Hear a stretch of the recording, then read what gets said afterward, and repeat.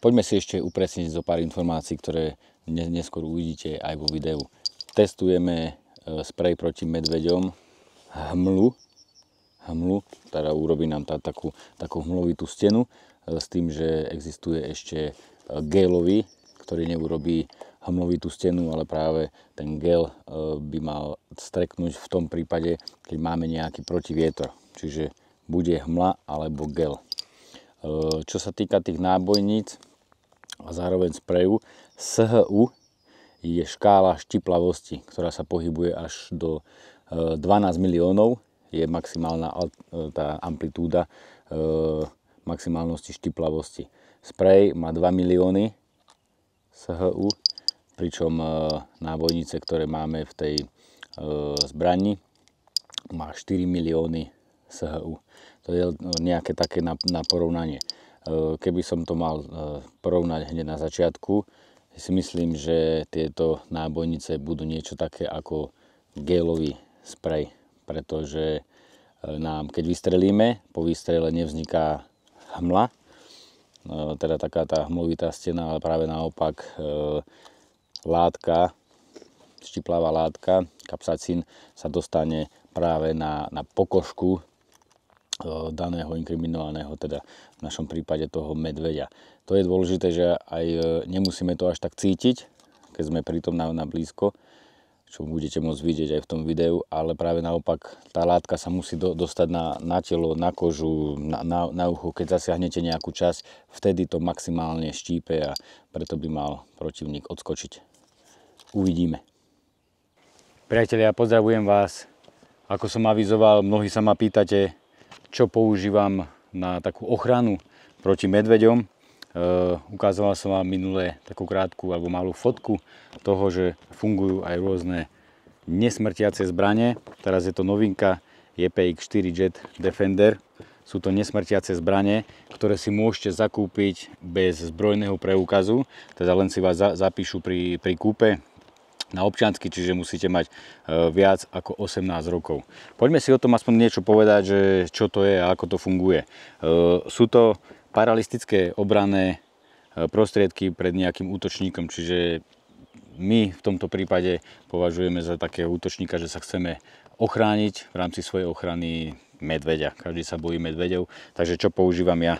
Okrem toho, že poznáme spreje, ktoré fungujú už na trhu dlho, takže ja používam tento, tak v dnešnej dobe máme aj tú zbraň, aj takúto zbraň. Čo sa týka nejakého účinku, obidva sú napustené kapsacínom, čiže je to slzný sprej na báze nejakých včelí papričiek, ktoré naozaj štípu toho daného protivníka, ktorého chceme nie že zneškodniť, ale sa ho utlmiť, aby sme mali čas ísť do bezpečia. Čo sa týka tohto spreja, má 300 ml a čo sa týka tu na čo píšu, má dosah nejakých 9 metrov. Čiže keď strelíme, teda strekneme, tak má dosah nejakých 9 metrov s tým, že sa urobí taká hmlovitá clona z toho spreju. Čo sa týka dávky, píšu tu, že je najsilnejší na trhu, má okolo 2 miliónov SHU, teda tej účinnej látky, a kapsacínu je okolo približne 10%. Takže to je sprej. Potom si ho ukážeme, mám ho vo vrecku. Čo sa týka tej nesmrtiacej zbrane, je naozaj z pevného plastu, v ktorom sú 4 takéto nábojnice. Môžeme mať aj na 2, ale ja mám tento štvorkový. Jednoducho sa to zaklikne, teda keď tam dáme nábojnice, 4 nábojnice, jednoducho sa to zaklikne a je to pripravené. Nemá to žiadnu poisku, pretože musíte pretlačiť spúšť. Mám to v púzdre, ktoré je na takú poisku, že si zacviknete, takže dá sa to jedným prstom povoliť a rovno to vyťahnete, je to jednoduché. Poďme na tú účinnú látku toho kapsacínu v tej zbrani. Sú to nábojnice teda nesmrtiace, není tam žiadny náboj, teda preto ich môžete mať aj bez nejakého povolenia. Čo sa týka plynových pištolí, na to potrebujete mať v dnešnej dobe už povolenie, nakoľko niektorí ľudia vedia z toho urobiť aj smrtiacu zbraň. Poďme na tú dávku. Čo som pozeral, tak v tomto sa zložka kapsacínu nachádza až 4 milióny SHU, pričom v tom spreji boli 2 milióny, čiže malo by to byť silnejšie. Čo je ešte výhodou toho oproti spreju je to, že ten dosah alebo tá ráznosť tej sily by mala pretlačiť aj nejaký slabý protivietor. A obsah je 109 mm PXN. No. To v podstate nie som až taký technik. Sú 4, preto máte možnosť nejakých štvoritých rán, nakoľko sprej, keď raz vystreknete, stráca už automaticky tú natlakovanosť, pretože sprej funguje na báze tlaku a keď vystrekneme, odtlakujeme ho, tak keby ste chceli znova, že by došlo k nejakému útoku, tak už sa nedá, si myslím, až tak použiť. Preto som viac menej zvedavý, čo dokážu tieto nábojnice s touto danou látkou. Poďme si to ukázať a uvidíme, ako to funguje. Že ho nabijem takto. 4 jednoduché nábojnice. Zaklikneme. Dáme do púzdra. Máme tu takéhoto figuranta. Poďte sa pozrieť, priatelia. To vypnem. Že máme tu, počúvajte, máme tu medveďa, takéhoto figuranta. Hej.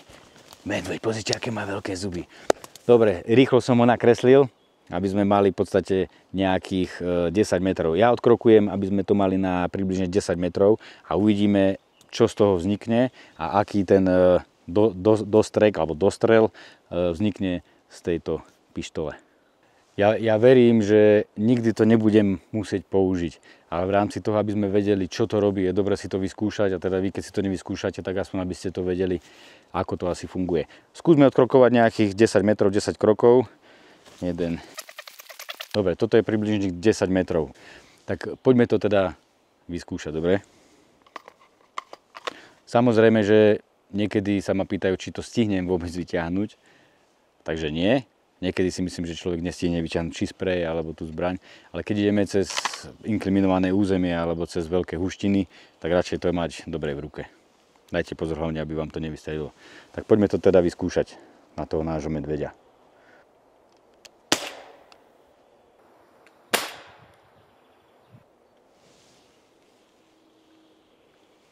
Prvý výstrel máme za sebou, avšak som možno aj prekvapený, pretože nášho medveďa to ani nezasiahlo. Boli sme asi dosť ďaleko, zhruba 10 až 12 metrov a je vietor nejaký bočný, asi to odfúkol. Musíme skúsiť bližšie na nejakých, dáme 7 až 8 metrov. Takže posunieme sa s hranicou bližšie. Zhruba tu. Posunuli sme sa z tých 10 až 12 metrov na nejakých 8 metrov, tak ideme to vyskúšať z 8 metrov za mierneho vetra.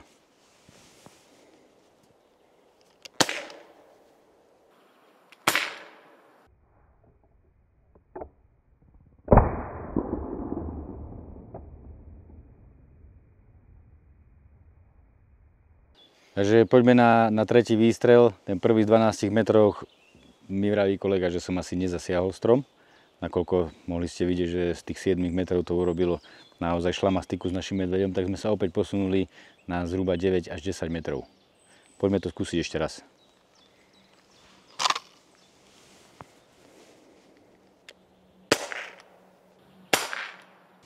No, musím to zhodnotiť a povedať, že naozaj ten výstrel bol plnohodnotný. Bolo aj počuť ten dozvuk, ako to zasiahlo nášho imaginárneho protivníka. Takže tých 10 metrov je asi taký ideálny spôsob. Je dobré aj to, že stále máte 3, respektíve 4 možnosti toho zásahu. Čiže môžete to dávkovať. 1, 2, 3, 4, keby ste videli, že útočník, respektíve v našom prípade medveď, nereaguje. A smrdí to riadne. Je to štípe v nose. Som si iba pričuchol, čiže tá látka, keď sa mu dostane na tú kožu, papulu, ňufák a oči, ja si myslím, že by ho to mohlo odradiť. Takže tá náplň v tej malej nábojnici musím zhodnotiť, že je naozaj dostatok. Môžeme vidieť, že po 3 strelách sa pohybuje oblasť zásahu niekde až odtiaľto. Tuto sú ešte kvapky. Tuto z boku sú kvapky a sú kvapky až tuto hore. Až tuto je kvapka ešte. danej látky. Čiže v takomto okruhu to asi zasiahne ten daný cieľ. Čiže ja si myslím, že určite z toho jednej, dve rany, keď dáte, tak musí to zasiahnuť.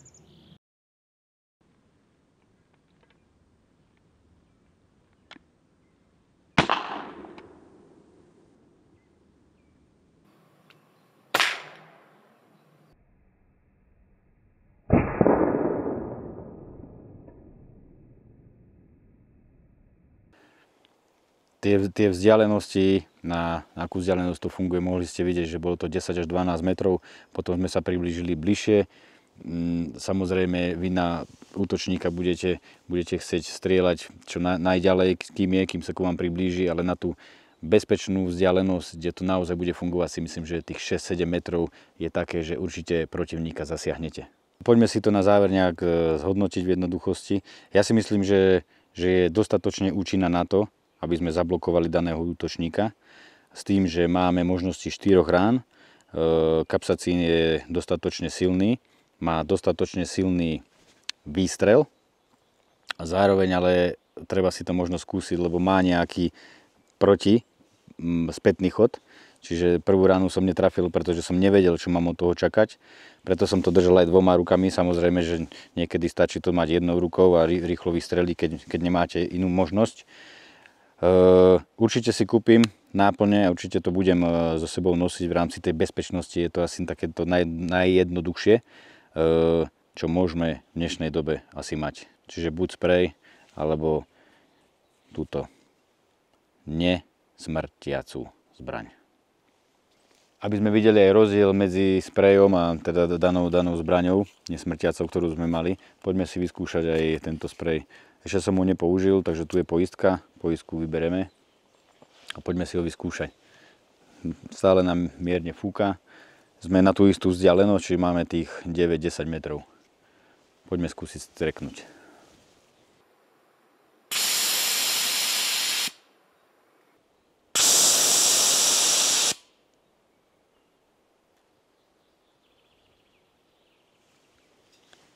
Mohli sme vidieť, že ten sprej urobil hmlovitú clonu, ale ten sprej ani nedostrekol na daného inkriminovaného medveďa a začalo to postupne odfukovať. Strekli sme polku spreju, ešte tam máme polku spreju. Priblížil som sa bližšie na zhruba 5 metrov, tak ideme to skúsiť, že či by to fungovalo na 5 metrov. Sprej.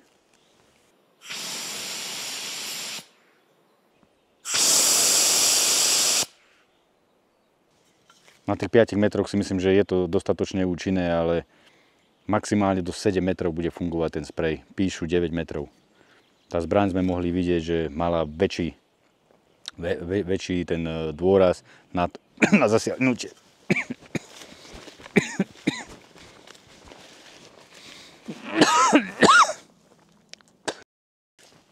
Som to dýchol, boha. Otočil sa vietor, priatelia. A toto je aj tá obrovská nevýhoda toho, keď sa vám otočí vietor proti vám, môžete sa zasiahnuť do očia, keď to vdýchnete, tak budete ako ja. Takže už sme to zbalili, zbraň aj sprej. Takže tá dymová clona, musím povedať, zhodnotiť, je naozaj silná na krátku vzdialenosť. Ten sprej, aj keď máte len jednu možnosť, ale tá dávka je enormná. Zároveň tá zbraň je na väčšiu vzdialenosť a myslím si, že tiež je silná. Akurát neurobí takú silnú hmlu, ale priamo zasiahne daného útočníka. Čo odporúčam? Neviem, vyberte si sami sprej, zbraň JPX 4 Defender, takže zhodnotiť to sami, ale každopádne budem veriť, že nikdy nebudem musieť použiť tak ako sprej, tak aj túto zbraň. Priatelia, pozdravujem vás, sledujte Kule naďalej. Opäť sa stretneme pri ďalších divokých dobrodružstvách zo západných Tatier. Zostaňte cool, ahojte. Máme tu nesmrtiacu zbraň, ktorá je v púzdre na tie 4 nábojnice. Je pomerne dosť veľká, naozaj, keď to máte za opaskom, niekomu to nemusí vyhovovať. No zároveň máme aj takúto alternatívu, by som povedal, takú turistickú alternatívu. Je to takáto malinká nesmrtiaca zbraň na svoju ochranu. Takže táto má s meniacimi, teda môžete si meniť nábojnice, sú tam 4 výstrely, no zároveň táto je na jedno použitie, nakoľko nábojnice sa už nedajú meniť. Máte tam dve nábojnice, toto je taká poistka, môžete to mať vo vrecku, v batohu, čo sa týka tej sily, ten kapsacín alebo náplň v nábojniciach je presne taká istá ako v týchto, akurát ten plyn, ktorý by mal vystreliť, vymrštiť tú danú látku, není až taký silný. Tento má dostrel do 10 metrov, táto pištolka približne 5-6 metrov maximálne. Ale na to, keď si nejaký turista, nepotrebujete sa až tak chrániť, ale možno mať niekde v batohu, niekde vo vrecku, niekde za opaskom takúto malú v rámci svojej ochrany, si myslím, že to môže byť celkom dobré a efektívne. Ak by ste mali záujem o takéto nesmrtiace zbrane, wilde.sk, musíte si to ale priskúpiť na viac menej buď osobný odber alebo po telefonickom dohovore, nakoľko potrebujete občiansky, aby si vás zapísali. A keď poviete, že by ste chceli nejakú zľavu z kúlu, ja verím, že sa určite dohodnete. Pozdravujem vás, priatelia, a zostaňte cool.